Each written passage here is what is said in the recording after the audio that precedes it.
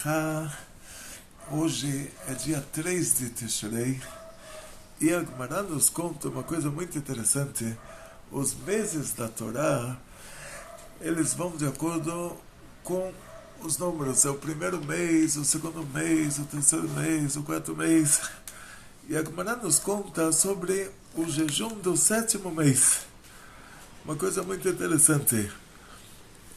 E qual é o Tzom HaShvi'i, o jejum do sétimo mês?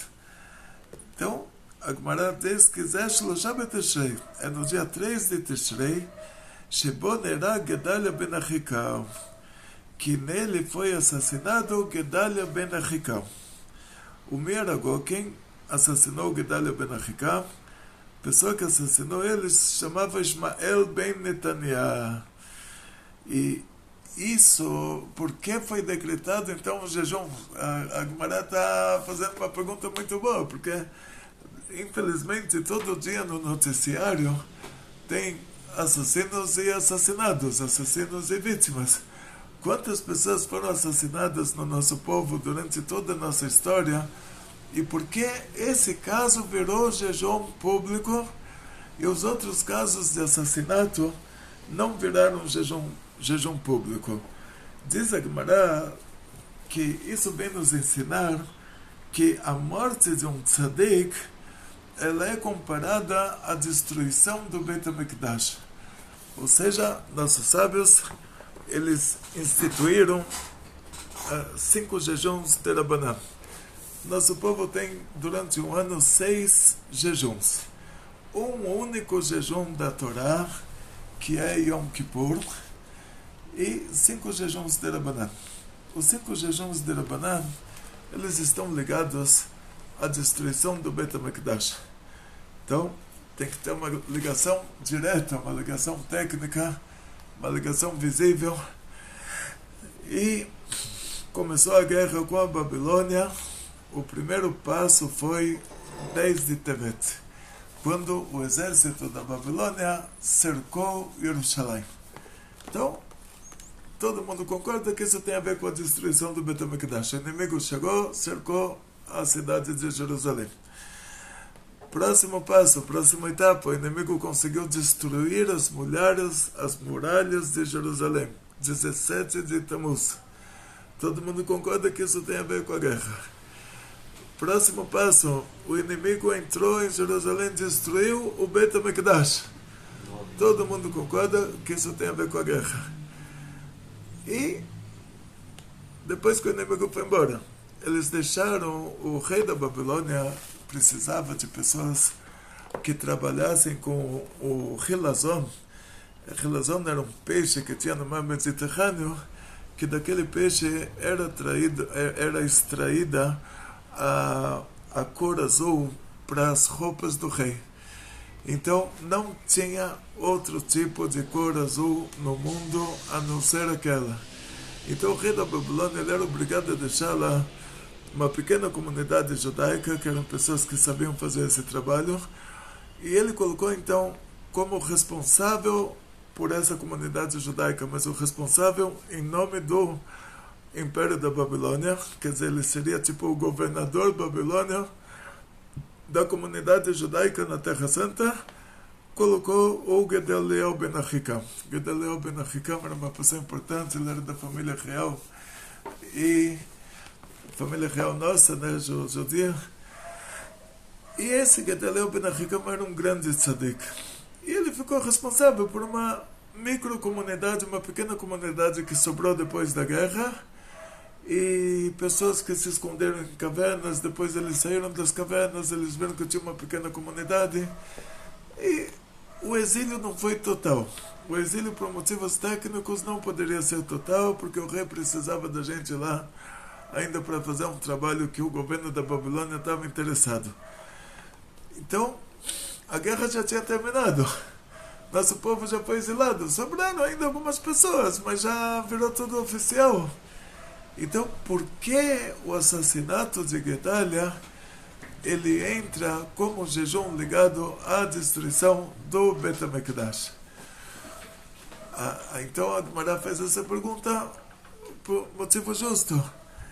aqui você está falando sobre uma guerra que ela começa com o cerco de Jerusalém. A segunda etapa, derrubar a muralha de Jerusalém.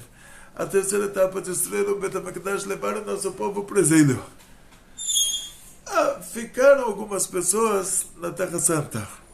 Essas algumas pessoas que ficaram, o Gedalia Ben Ahikam, ele ficou governador deles abaixo do governo da Babilônia. Então a guerra já tinha terminado, a Babilônia já mandava lá.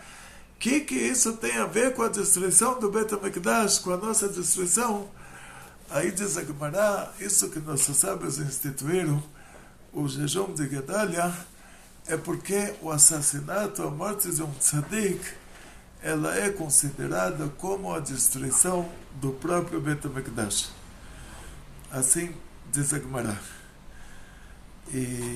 Ou seja, ele é chamado de o jejum do 7º mês, porque o ano da Torá começa com Nissan. Então Nissan, Iyar, Sivan, Tammuz, Av, Elul, Tishrei. Então Tishrei é o 7º mês. É o mês que a maior parte deles são festas judaicas. É como o Shabbat na semana, o 7º dia que é festa. O 7º mês é mês de festa. E dentro desse mês de festa colocaram esse jejum. Então agora o motivo do jejum está explicado. A morte de um tzadik é comparada à destruição do Bet HaMikdash. O Bet HaMikdash trazia luz para o mundo. O templo sagrado de Jerusalém trazia luz para o mundo. O tzadik, ele traz luz para o mundo. O tzadik, ele... Moshe Rabbeinu, a gente vê isso quando o povo de Israel fez o bezerro de ouro e Hashem queria fazer com que o povo de Israel desaparecesse e a partir de Moshe Rabbeinu começasse um novo povo. Moshe falou para Hashem, que bonito, você tem uma solução, né? Você tem eu para começar de meio um novo povo, então me apaga do seu livro. Quer dizer, não me coloca nessa história, me apaga do seu livro, ou você desculpa esse povo, ou me apaga do seu livro. Então o tzadik, ele é um elo, ele é um nosso, tipo, ele está sempre, ele está próximo a Hashem, e ele está pedindo por nós.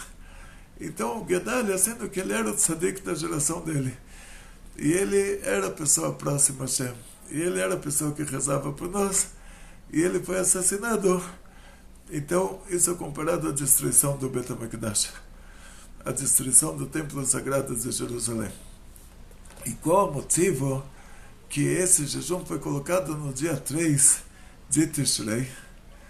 Porque esse assassinato aconteceu em Rosh Hashanah. E não tem como decretar um jejum de Rabanan dentro de uma festa da Torá. A festa da Torá, o jejum da Torá, como Yom Kippur, ele é um mandamento, faça. Você vai afligir as suas almas no dia 10 do 7º mês. Então essa aflição, o fato da gente não poder comer e beber, é um mandamento, faça. Não é um mandamento proibido comer, é um mandamento obrigado a jejuar. E aí, quando cai o Yom Kippur no Shabbat, por causa disso, o mandamento faça, ele empurra o não faça. Então, isso que não pode jejuar no Shabbat, e é obrigado a jejuar no Yom Kippur, então o faça de Yom Kippur, jejue no Yom Kippur, ele empurra o não faça do Shabbat. E é como um Brit Milá, no Shabbat é proibido se fazer um cortinho, tirar sangue, por isso a pessoa que vai escovar o dente no Shabbat tem que ir numa farmácia comprar aquela escova de dente de gengivite, não pode colocar a pasta pastosa, tem que colocar pasta líquida, e todos os cuidados para não sair uma gotinha de sangue dentro da boca sem que ele tenha visto até. Então, o Shabbat não pode fazer um cortinho, mas o Brit Milá, sendo que está escrito que no 8º dia tem que fazer a circuncisão da criança, o mandamento faça da Torá, ele empurra o não faça da Torá. Isso que é proibido fazer o cortinho no Shabbat, mas o cortinho do Brit Milá é obrigado a fazer.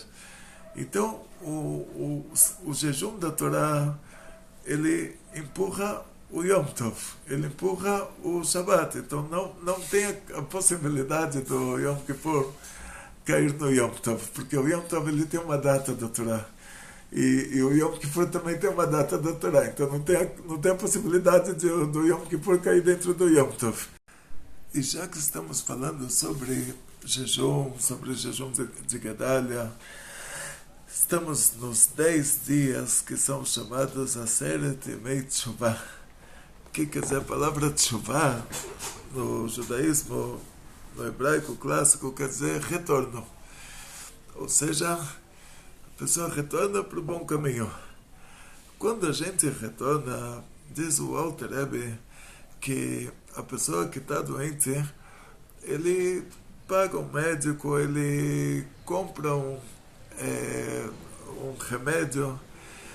Então o Alter Rebbe diz, a cura da alma, ela não deve ser menos do que a cura do corpo.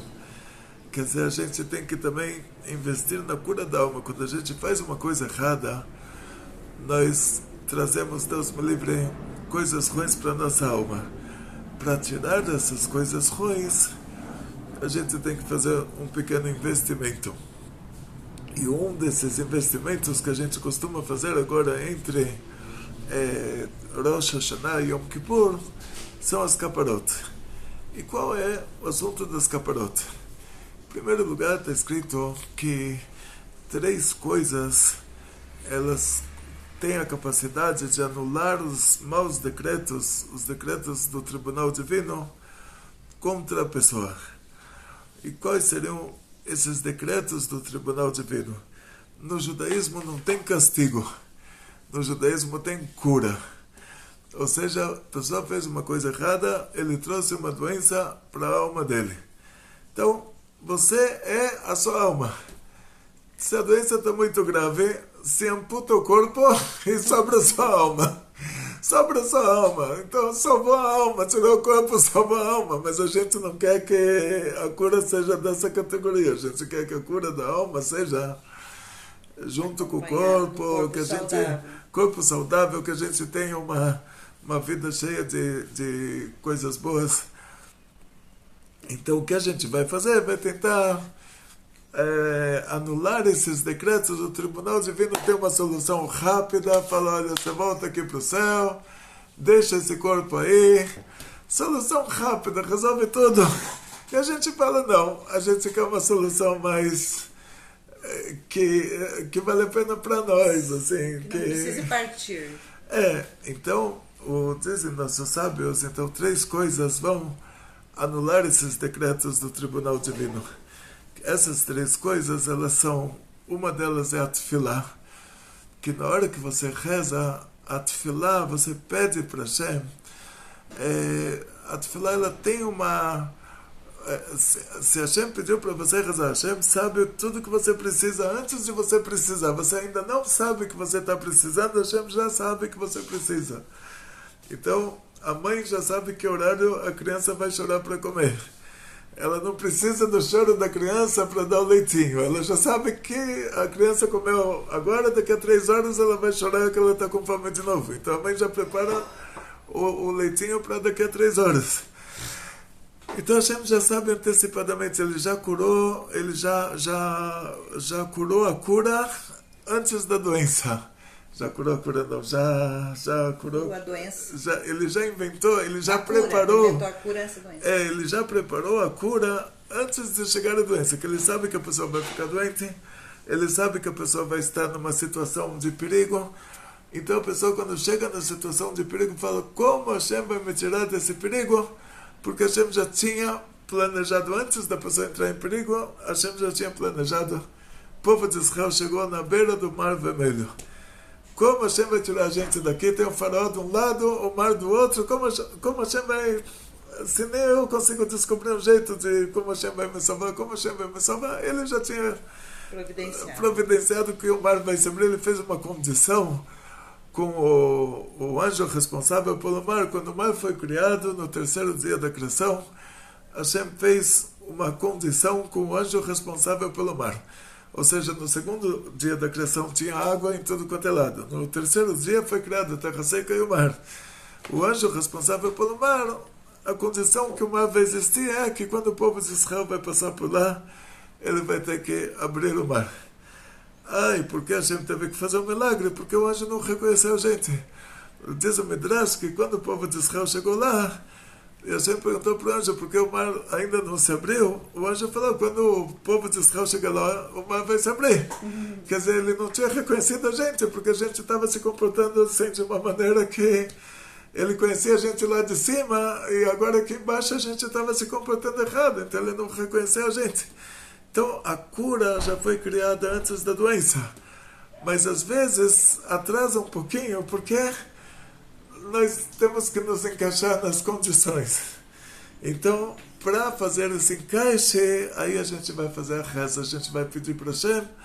A reza já te dá um direito de você ser considerado uma pessoa melhor. Você rezou, então você se tornou uma pessoa melhor. Aí por causa disso, aquilo que foi criado para a pessoa melhor já encaixa para você. A tzedakah é muito importante, por dois motivos. Um motivo, você está pedindo para Deus para te fazer o bem, para te decretar bons decretos. Então você vai falar para o Hashem, olha, eu estou fazendo igual também, eu estou dando uma tzedakah. Então você dá uma tzedakah para mim, tipo, eu estou sendo bonzinho, seja bonzinho comigo, medida por medida. Outro motivo é que o motivo que a gente faz as caparot é que na hora que a pessoa fez a coisa errada, no Rosh Hashanah, é decretado que essa pessoa vai deixar o mundo. Tem um acúmulo de todas as coisas erradas que ele fez, de várias reencarnações, e chegou o dia da cobrança. Esse anjo foi criado pelo Tribunal Divino para nos levar. Por causa desses motivos, ele desce para esse mundo, alguma coisa ele vai ter que levar. Ele não me encontra porque eu me tornei uma pessoa melhor, eu rezei para Hashem, eu assumi que vou me comportar direito. E o anjo é perfeccionista, ele, no perfil que ele está procurando tem que ser 100%, não pode ser 99%, então ele não está me encontrando. Mas na hora que eu der um escorregão, ele me encontra.